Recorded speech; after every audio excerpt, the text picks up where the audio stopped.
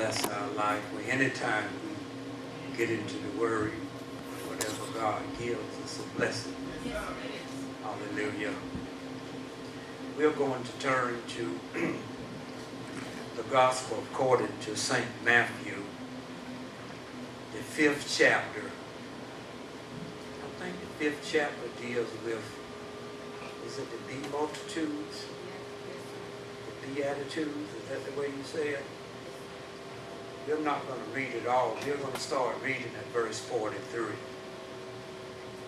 verse 43. And Jesus is speaking here, and he says, "You have heard that it has been said that thou shalt love thy neighbor and hate thine enemies. But I say unto you, love your enemies.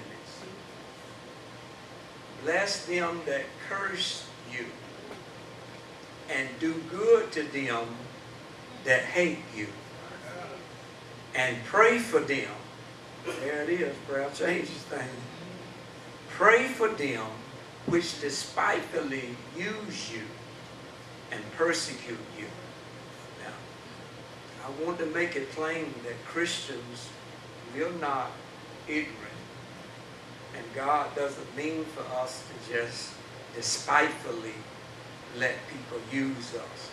But there are some times in life where people can be doing stuff behind the scenes that you can't really do anything about. You may know that it's going on, but at that particular time, you can't do nothing about it. So in those situations, you got to pray for those that despitefully use you. Don't take the same actions that they take. Verse 45 says, "That ye may be the children of your Father, which is in heaven.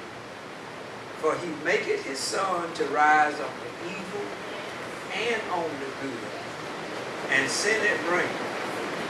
Yes, he does, huh? One time. "And he sendeth rain on the just and on the unjust." Right now, if me and a person that was unjust, as I consider to be just, if both of us walk outside in the rain, both of us would get dead. Hallelujah. Thank you, Lord, for sending that rain. You gave him good instruction. Verse 46. "For if ye love them," I want you to listen very carefully to this. "For if ye love them which love you, what reward have you? Do not even the publicans the same?"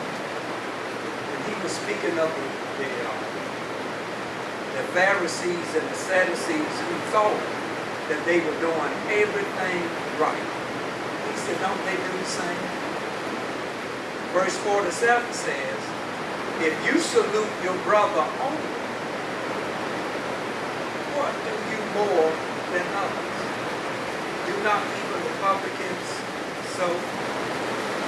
Verse 48 says, turn me up a little bit, Brad, so I can get over this rain. There you go. Thank you.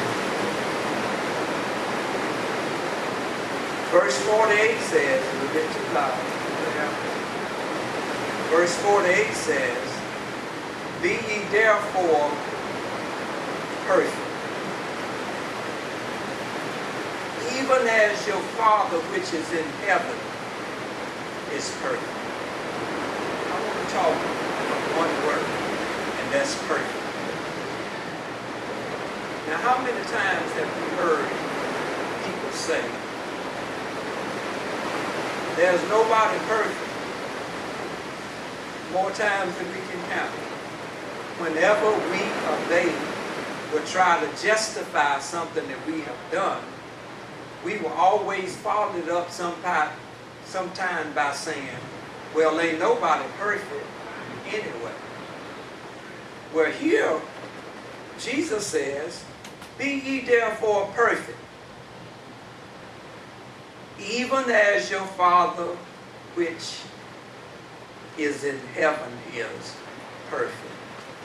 I don't think Jesus would have never asked us to do something that wasn't achievable. Now, I will be honest. I don't know any people that's flawless. I'm not flawless. You're not flawless. Nobody on earth is flawless. I don't know any people that have not done anything wrong or that is not capable of doing wrong. I don't know any people that are not capable of making an error.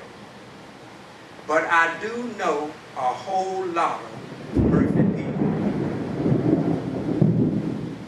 Let me say that again. I can't control what he's doing. I don't know any people that's flawless. I'm not flawless. You're not flawless. I don't know any people that have never done anything wrong. I don't know any people that are not capable of making an error.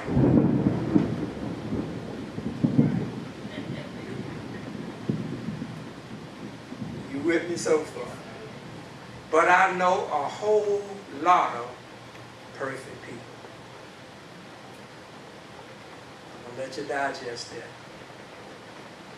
See, in this verse, when he says, therefore be perfect, he's not insinuating to be.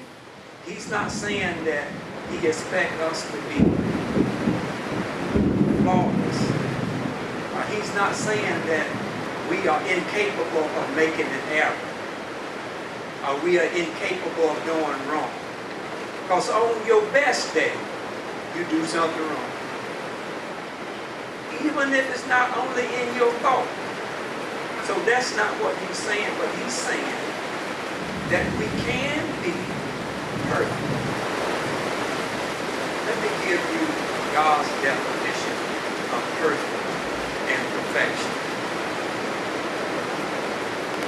God's definition of being perfect or perfection is to live a life completely loyal to him.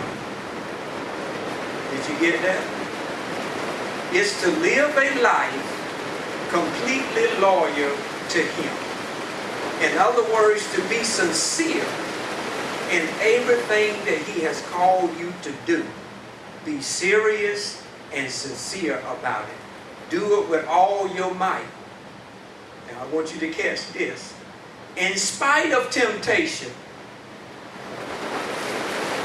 in spite of setbacks, you still have to do it with all your might and with loyalty.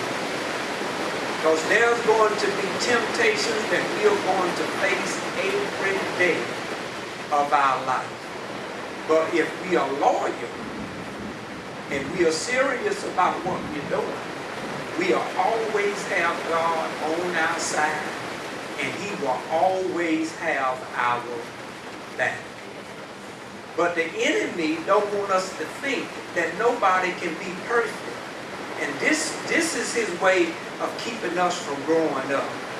Because in the eyesight of God, he sees perfection and being perfect as being full grown, as being fully developed, as being complete, as being mature, as being whole, as being sound. He sees it as a person having integrity. So when Jesus says, be ye perfect even as your Father in heaven is perfect, what he's really saying is that I want you to be a reflection of God. I want you to handle things the way that God would handle them. I want you to treat people the way that God would treat them. So that's what he was saying to the Pharisees. You all got the law intact. But when it comes down to loving everybody, y'all don't do that. But perfection to God is being capable of loving not only the people that love you, but the people that hate you. And we can reach that mature state. Perfection, as I said already, doesn't mean that you are not capable of doing wrong or flawlessness, or that you are not capable of making error. Can I give you an example? The Bible lists a whole group of people that God defined as being perfect, but not flawless. Not capable of making an error, not capable of doing wrong.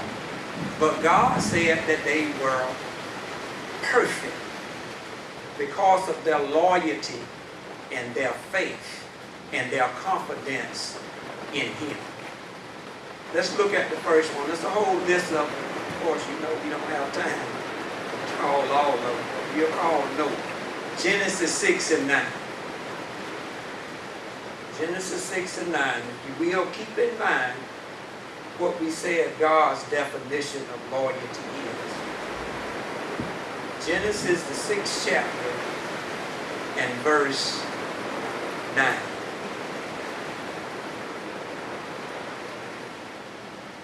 Genesis 6 and verse 9.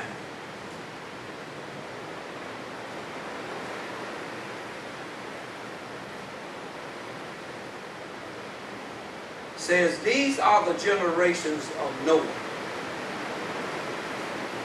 Noah was a just man, and it says that he was perfect in his generation. And Noah walked with God. It says that he was perfect, but was he free from error? Was it possible for Noah to do wrong? And he wasn't flawless. But God said that he was perfect in his generation. Why? Because of his loyalty to God. When everybody else chose not to believe God, Noah chose to be loyal to God. That's why God defined him as being a perfect man. And if you think about it, it took a lot for Noah to do what he did. Had never rained on earth before. Nobody had never seen a raindrop.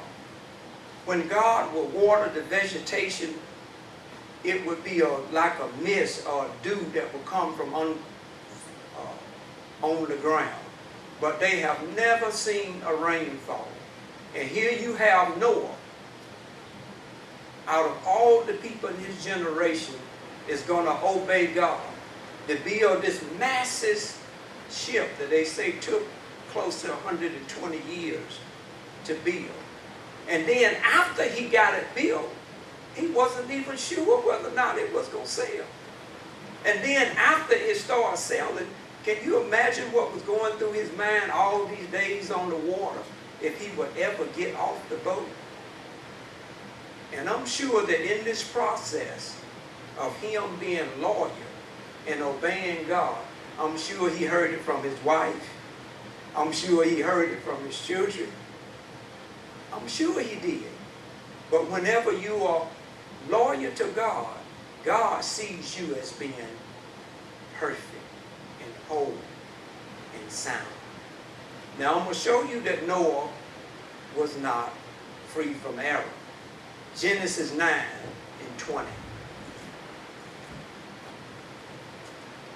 Genesis 9 and verse 20 and 21. Now watch this. God called him perfect, but he was not free from error. He could make a mistake. Noah began to be a husbandman, which means that he planted vegetables. He began to grow a garden. And he planted a vineyard. And it says he drank of the wine. and was what? He got drunk. So that shows you right there that he was capable of making a mistake. And he was uncovered in his tent. Another example, you remember King Solomon? Let's go to 1 Kings 8.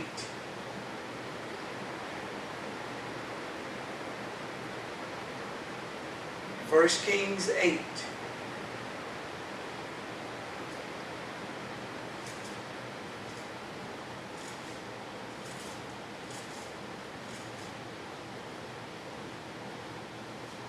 First Kings, the 8th chapter, verse 54. I'm going to read real fast. And it was so that when Solomon had made an end of praying, all this prayer and supplication unto the Lord, he arose before the altar of the Lord from kneeling on his knees with his hands spread to heaven. And he stood and blessed all the congregation of Israel with a loud voice, saying, Blessed be the Lord that has given rest unto his people Israel, according to all that he promised. There has not failed one word of all his good promise which he promised by the hand of Moses, his servant. The Lord our God be with us as he was with our fathers. Let him not leave us nor forsake us, that he may incline our hearts unto him to walk in all his ways and keep his commandments and his statutes and his judgments which he commanded our fathers. And let these my words, wherewith I have made supplication before the Lord, be now unto the Lord our God day and night, that he maintain the cause of his servant and the cause of his people Israel at all times as the matter shall require, that all the people of the earth may know that the Lord is God, and that there is none else. Verse 61 says, Let your heart be therefore perfect with the Lord our God, to walk in his statutes and to keep his commandments as at this day. Now remember, at this point, he was loyal, but it doesn't mean that he was not free from error.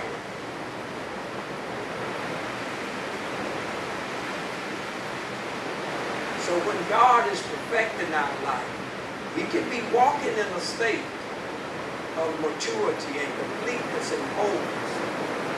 And if we choose to step out of that, we can. But it's a choice. But as long as we do seek after God and do what we're supposed to do, we'll continue to walk in that perfect state.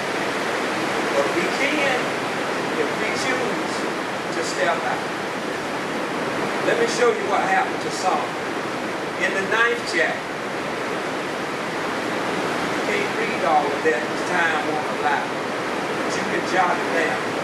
In the 9th chapter of 1 Kings, God warns Solomon against disobedience. And he explicitly explains to him what will happen if he chooses not to continue to walk in the ways of the Lord. Let's go all the way over to the 11th chapter. Oh, it's coming down now.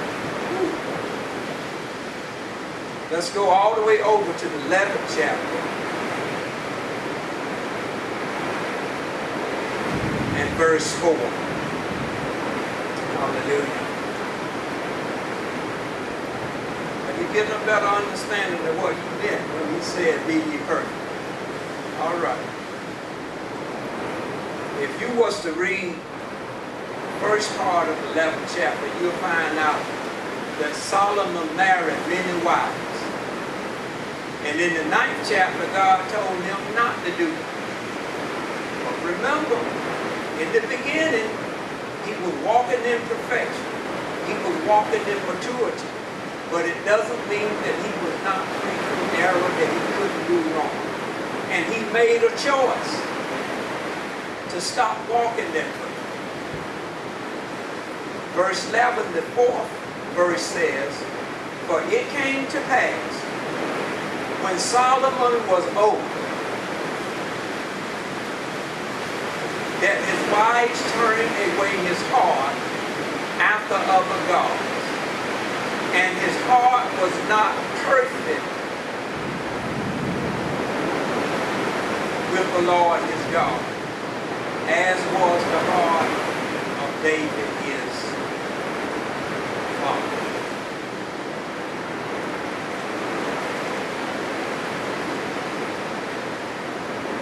If you're in and out of the Bible, you'll find that God will constantly tell the Israelites to be perfect.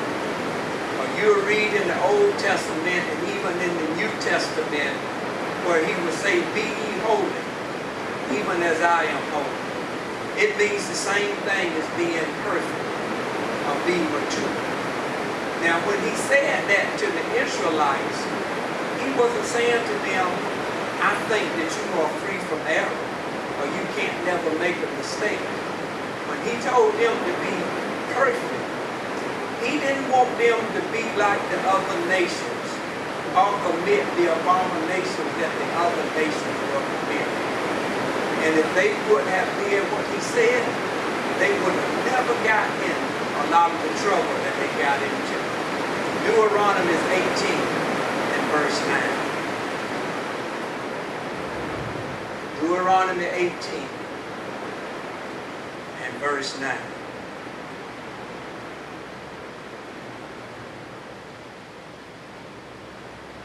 Deuteronomy 18 and verse 9.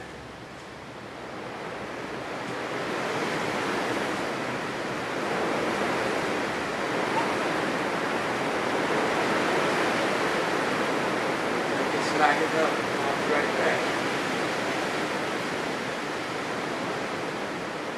Listen to what he says in verse 9.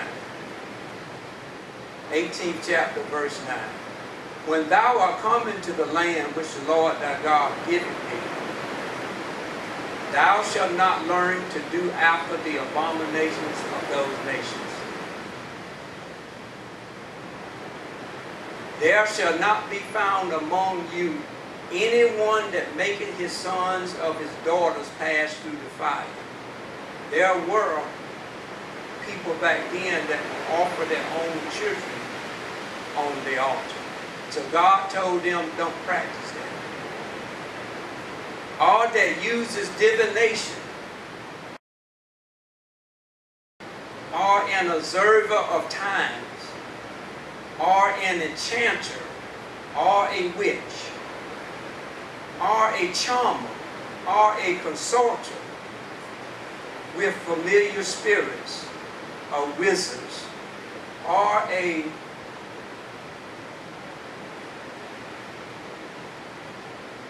got the pronunciation right here. God for technology. You hear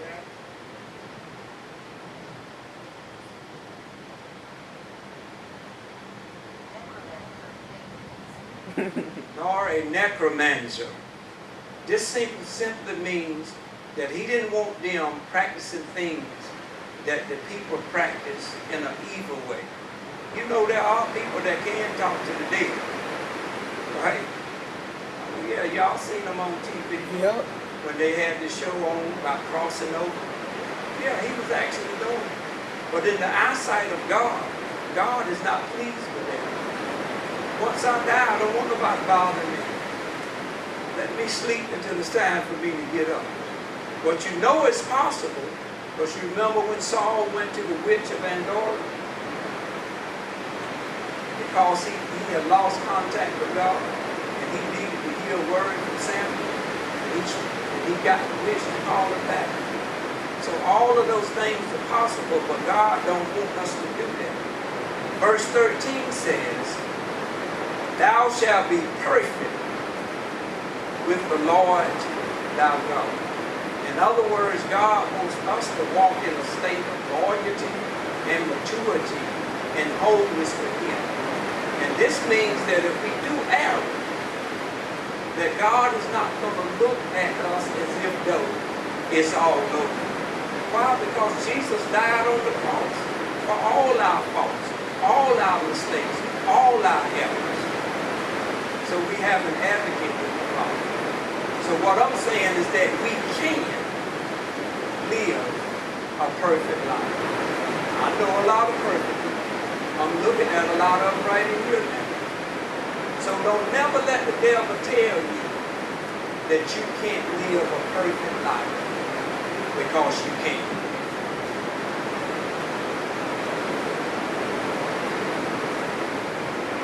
I'm trying to think of which one I want to get to next. I'm going to end it with Job. Job 1:1.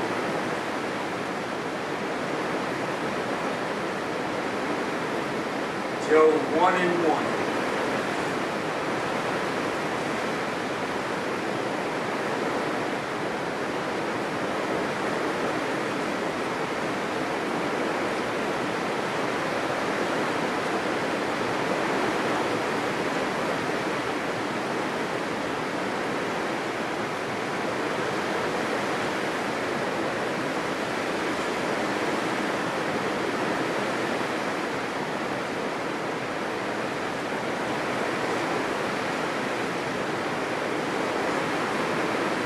Job 1:1 says, there was a man in the land of Uz, whose name was Job, and that man was perfect. Didn't mean that he was free from error, or that he could never do anything wrong. Didn't mean that he was flawless. But God said he was perfect because he was loyal, because of the integrity that was in his life. Remember, everything that Job went through, the Bible says that he held on to what? His integrity. He was loyal.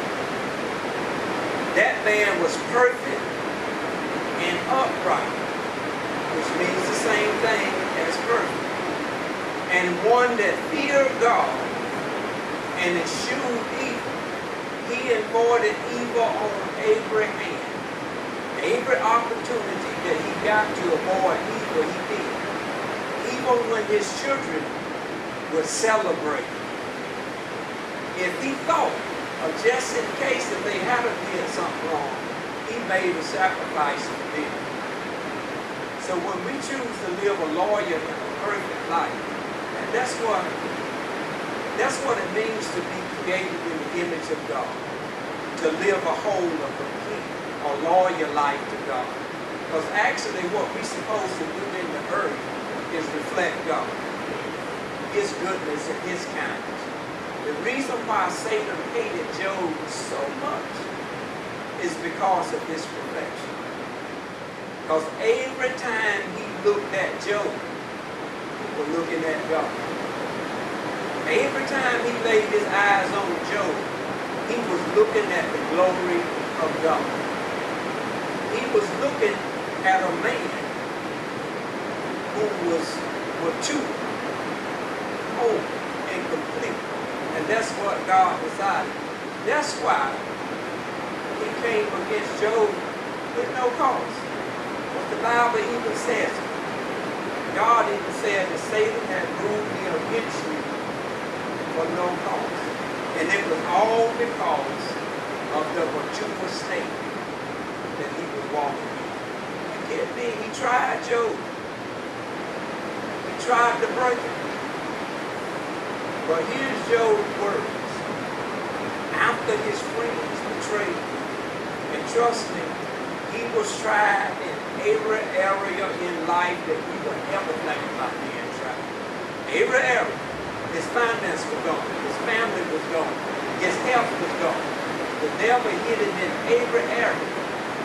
Even the closest thing to him said, why don't you curse God and die?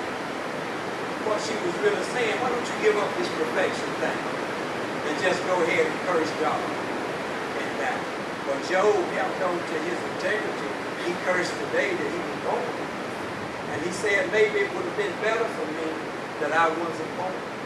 And then Job made the statement, after he have tried me, I'm going to come forth as pure gold.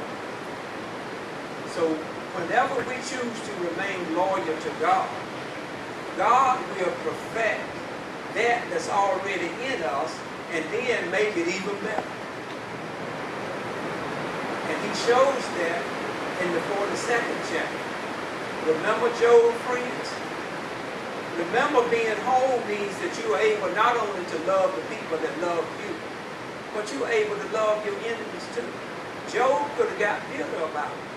But in the 42nd chapter, it says that after God finished with him, and you know how he went through the spiel, and God said, listen, where were you?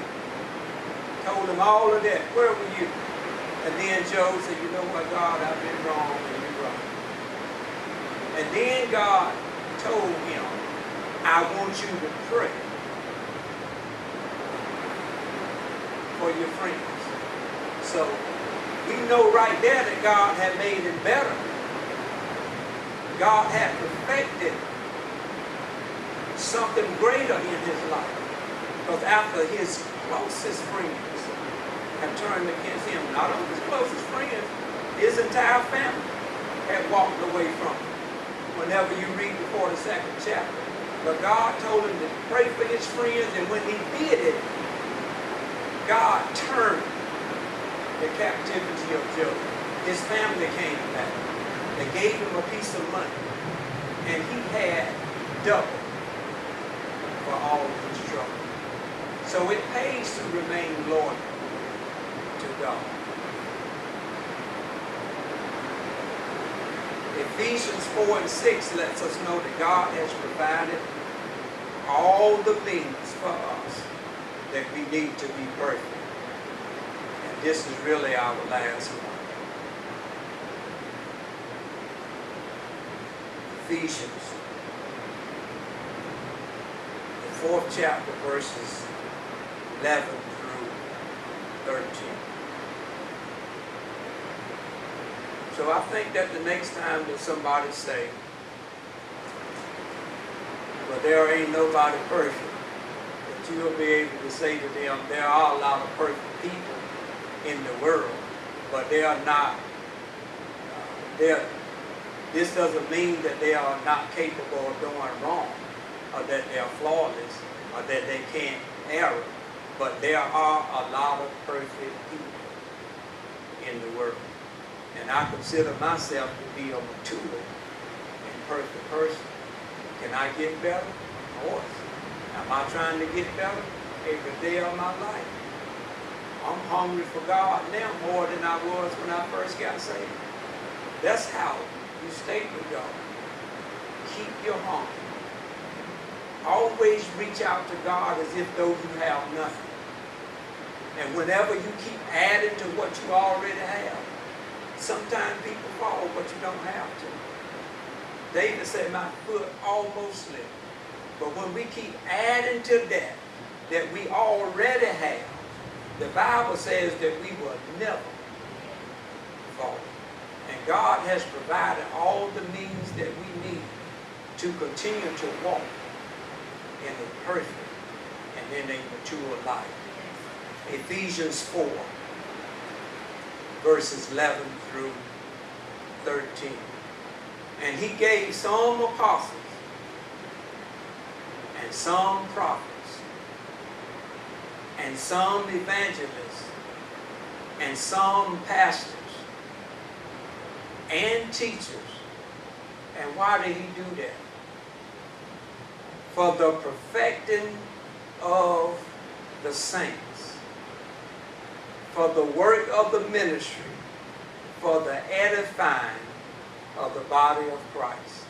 Verse 13 says, till we all come into the unity of the faith and in the knowledge of the Son of God, unto a perfect man, unto the measures of the statures of the fullness of Christ. So So there are a lot of perfect people on earth, even as we speak. This is why God calls us saints, because of the perfection that we have in our life. If you ever read Acts the 7th chapter, there was a man by the name of Stephen. You ever wonder why Jesus stood up when they were stoning him?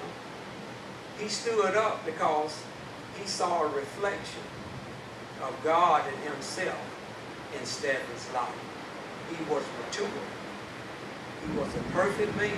He was mature. He was holy. That's why he was capable of saying, Father, forgive them, for they know not what they do. And I believe that this is the kind of life that God wants us to live in the earth, that people will see our lives and see a reflection of him. Because that's what really being perfect and perfection is. Seeing the glory of God on our life.